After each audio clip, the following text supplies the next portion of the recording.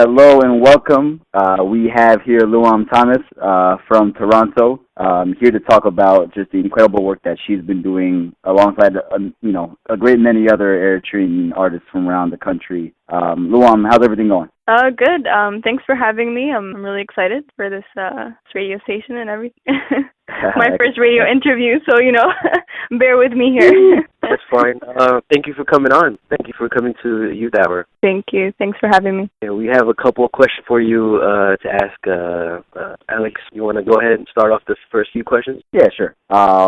So, Luwam, just wanted to learn a little bit more about you and your motivations behind this. I mean, in a short span of time, you have launched a YouTube page, Hade1Hade, that successfully, I think, promotes a lot of our great musical traditions and a lot of modern-day Eritrean music, too. And, you recently helped organize the Eritrean Mass online music collaboration project. I don't know if I got that acronym exactly right. You got it perfect. Oh, yeah? EMOMCC. Yes. Kind of rolls off the tongue. But just wanted to get a better sense from you about just what you've been someone who obviously has been working very hard. So we wanted to know just what motivates you, what drives you to kind of work. I think for me the two most important things that drive me to do what I do is pretty much my love for art and obviously more specifically music, and the love for my country and my people. When I look back at all the projects that I've done, events that I've participated in, works that I've done, I really feel that my true purpose in music and in art is pretty much to promote Eritrean culture and heritage, and also at the same time to encourage young Eritreans to do the same. And with the EMOMCP, I figured that I love trying new things and trying new challenges. That's also my motivation. I've been following your video for so long. The archiving you do with the old videos and old music. Do you have a large collection of EPLF videos? And I do. Where do you get all these videos from? Exactly, parents? They're all collected by my parents.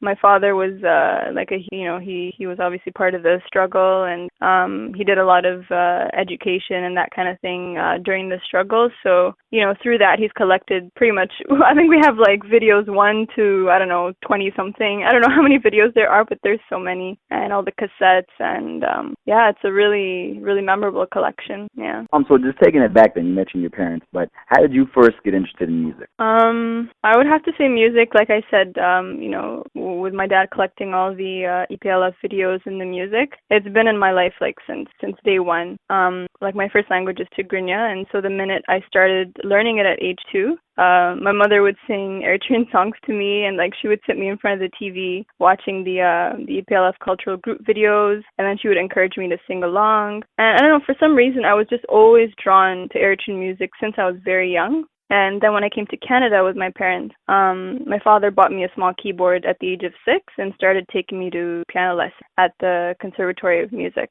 And that's pretty much where it all started. I think it was last year you wrote an essay about Eritrea during the struggle.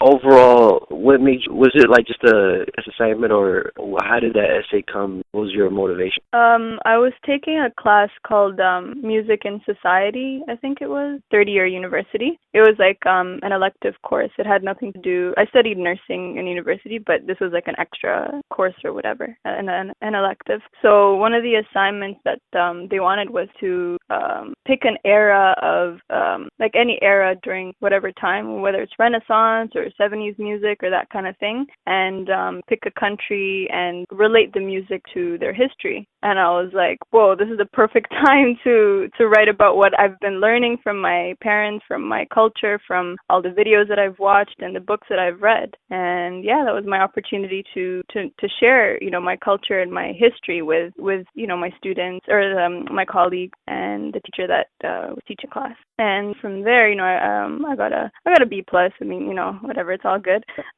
But then I shared it online with a couple of friends, and I think there was a forum way back when, Red Sea One forum or something like that. I posted it there, and yeah, it just went on from there. It went viral. Luwam, as you were coming up, what role, because I know you talked about how important your family was about getting you interested in music early on, but how important was the community surrounding you in Toronto as far as you getting more interested in music and developing your talents and developing knowledge of Eritrean music? The community in Toronto was extremely supportive in my music and very receptive to what I had to offer. And I mean, I started playing Eritrean music at an early age. So I started about 12, 13, just playing at home, and my parents teaching me the music and that. And I think my first public stage appearance or whatever was when I was about 14, where it was like an Eritrean kids Christmas party. And from then on, they were just supporting me all the time and inviting me to kids parties and events and bahali and kala. So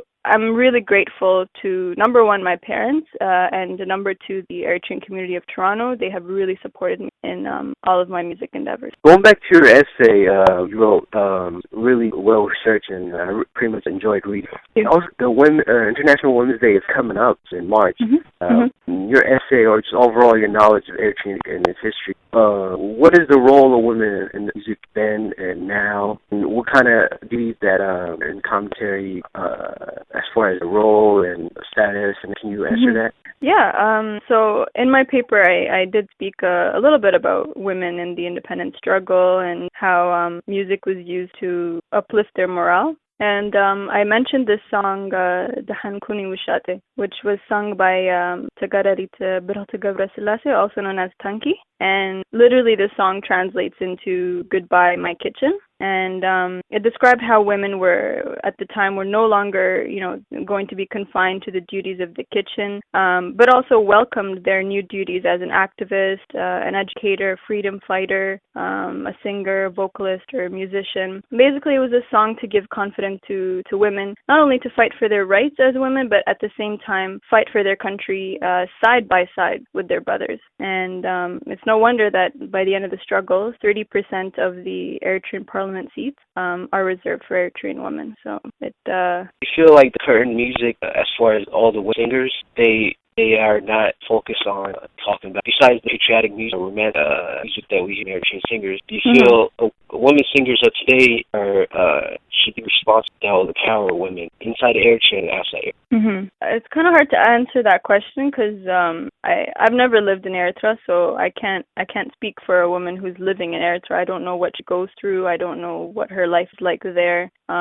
She would be able to answer that question better than I would. But what I do think is that I'd like to see Eritrean artists singing more about, in general, the life that they're living, whether it's living in happiness, whether it's living in struggle, the life of a farmer, the life of a city worker, the life of even a woman working in Dasuwa, for example. What kind of life is that? Or what, describing the good and the bad about it, the life of a retired elder. Like you said, we have many songs that are beautiful, that are patriotic and romantic and this and that. But I think it's also important to sing about the daily life in the current era. I guess moving on to your last big project, EMOMCP, the Eritrean Mass Online Collaboration Project. Got to get the full name out there. How you did. just from A to Z, just explain everything. How you thought about it, how it came about, managing that entire process, lessons learned, everything. Just tell us everything about it. Okay.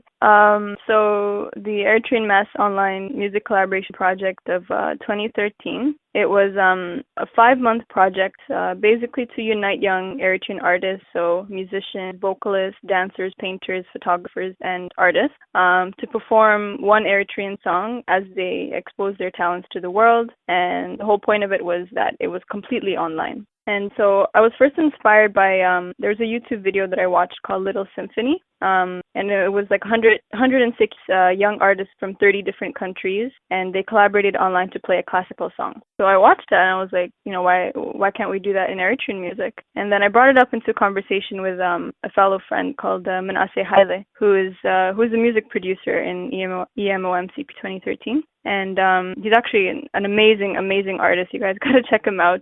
His Facebook or YouTube name is Ari Keys. He's a really talented artist. Anyway, so I brought it up out with him, and just from there the idea blossomed, and we put it out on Facebook and put out like an advertisement video on YouTube. Then we started to see like massive responses from Eritrean youth all over the world wanting to participate, wanting to support. And the funny thing was, because of the massive responses we got, we didn't know how to handle it at first. We didn't expect it to be like that. So we ended up making an online application. Like if anybody wanted to participate, they had to write where they came from or like where they're living, what they wanted to do. So I would get like I can play the kirar, or I can dance with the araki bottle on my head, that kind of thing. So it was really nice to see that. And then from there, we had 6 organizers, so myself and 5 others, who took initiative to take a certain part of the project. So, for example, I kind of did the video part. Menase took part in the music.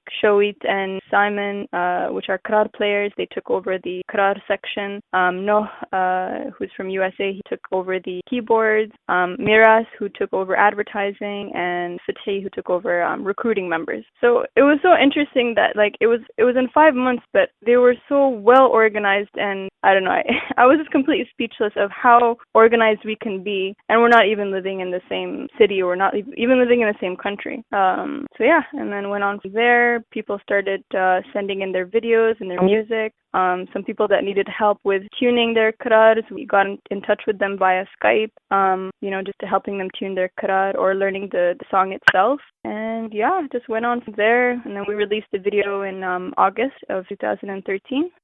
Went viral, obviously, through Facebook, YouTube, emails. And and then in September, we actually got an email from Eri TV, and they wanted to showcase it there. So we got to show the video on Eri TV, and apparently it's been going on every Sunday. That's what I've been hearing. Really? So, yeah. There's a lot of, I think, lessons or just really great takeaways to draw from everything you just said. So one, I want to take it back to all the skills that were brought in to bear for the making of that video. So you said you had folks who could, bounce a bottle on their head, kirar players, all kinds of musicians. But you had I remember seeing that video way back when it came out, and you had all kinds of skills there. It wasn't just people contributing necessarily vocally, right? It was you had painters, you had the artist secretary. I remember who was painting. Yeah, we had painters, we had artists, we had Photoshop artists, we had photographers, and we even had in the beginning you'll see there's a rapper and there's a spoken word artist, and the minute that we chose the song na Abraham Aforki de Kiere, and we were just wondering how are we gonna incorporate like these rappers or spoken word artists into this song, and that's where like the creativity came in, and we're trying to figure out a way to kind of put them in, and like these rappers and spoken word artists, like they wrote their own lyrics, and we just gave them the beat and they wrote it themselves, and I don't know, it was really amazing the amount of talent that these young artists have, and some of these people I've never met or I never knew, and like I'm just so glad to have met them through this project. Beautiful. Yeah, even if you had someone just like chilling on a motorcycle, right, with a flag or something like that. Yeah, I did not expect that, but it was amazing. I think that was the most favorited part. A lot of people talked about that one. Oh yeah.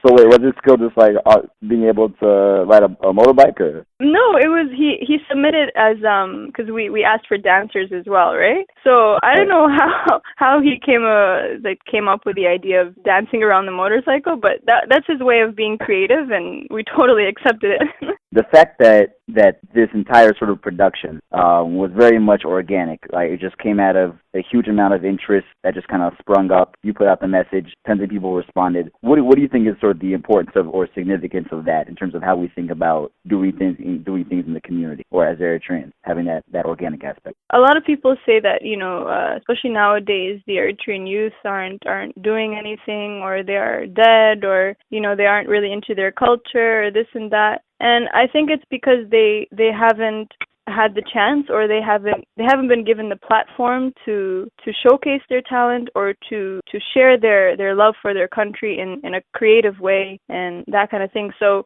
I think this is a great way to kind of empower these young Eritrean artists to showcase their talent, and at the same time being able to unite with their brothers and sisters all over the world, and also to show their love for their country, regardless of where they live, regardless of their religion, regardless of their political views. It was just a complete unity of Eritrean artists through music and through art and paint and dance to show the love for their country. On the video, it showed various people from different locations.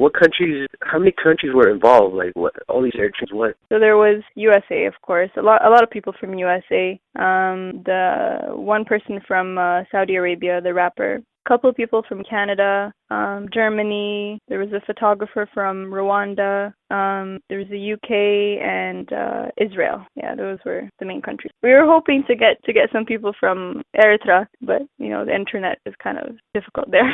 I remember looking one day and I saw a lot of comments and people were like, oh, please do a part 2 to this. Please, don't stop, keep it going with these collaboration projects. So definitely hope you do it again. But yeah, should you do another one, I would definitely reach out to the students in the various colleges because they have some of the greatest internet connections are actually through the colleges because they use a satellite internet. That would be really great. That would be awesome.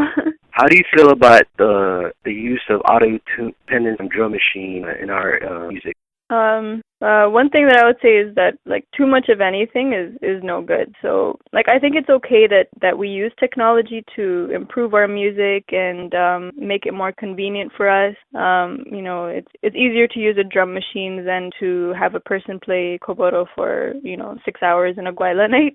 But in the music itself, when they're recording the music, I find it's really overused. It sounds speaking of the auto-tune, for example, really overused and repetitive, and it's kind of losing the uniqueness of our culture and our music. Sometimes I'd listen to 4 or 5 different Tigrinya songs, and sometimes I can't even tell the difference between the songs because they use the exact same drum beat, the same repetitive saxophone. I have nothing against the saxophone, but it's just very much overused.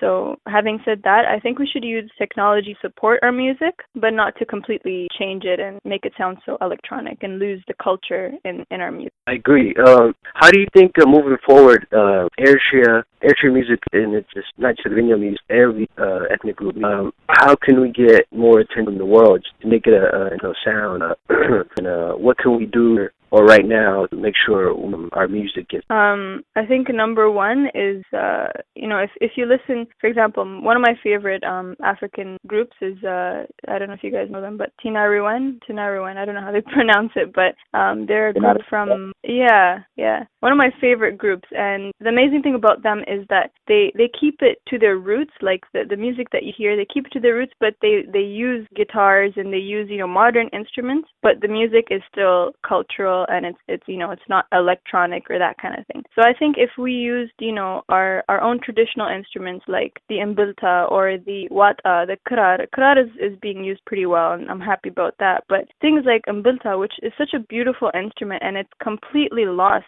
I don't see any new music out there that's using mbilta or even melakhet or that kind of thing. So I think if we stayed true to our traditional instruments and kept with our cultural music, and at the same time we have to branch out to the problem with us is we're just singing only for our community. We're only singing for our Eritrean people, but we have to kind of branch out to singing in front of African events, for example, or Nights Adu event, that kind of thing. I know Abraham Aforki and Fatinga that's what they were trying to do as well. They were trying to branch out to getting their music recognized by not just Eritreans but non-Eritreans. One good example is there's a lady, I forget her name, Salam Kidane or Salam, I'm not sure what her last name is, but she lives in Europe, and I was watching some of her YouTube videos. She was singing Haitu Barahi, Majamari Faqri, and she had all these other Adu instrumentalists and one karat player, Fitzum Kuflom Zibahar, but they made it so modernized but still stayed true to the roots. And I think that's where we need to go with Eritrean music. Introduce it to the world that way.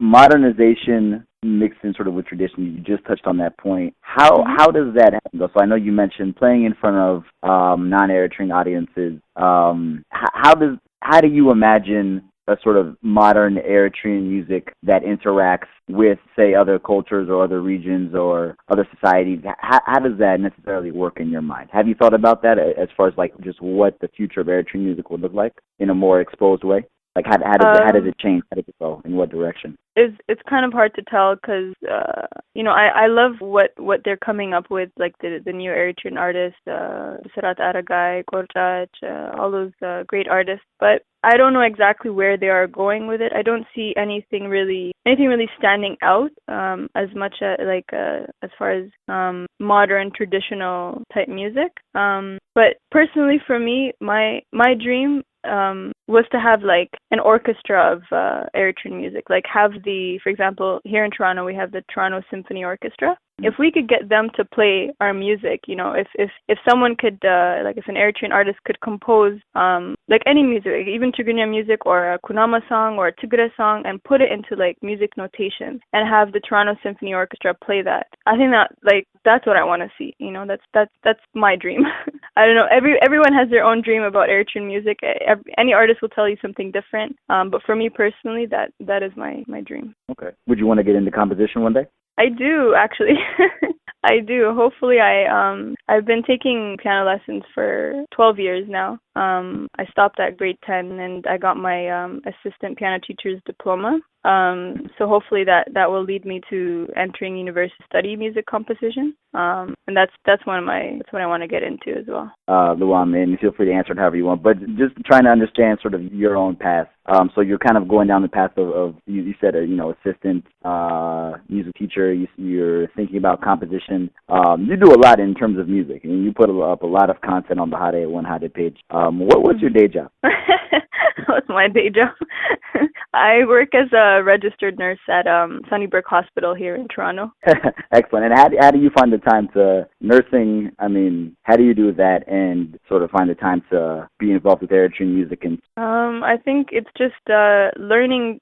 I'm going to be honest, it's just learning to manage your time. In school, I mean, I started music when I was young, so it was harder in school than it is now, because school, you're especially in nursing, you're doing 12-hour shifts, like practice, and then you have to go home and study. At the same time, I was doing music, and I just somehow learned to use like every minute of the day, If I wasn't studying, then I was playing my music, or if I wasn't playing my music, then I was studying.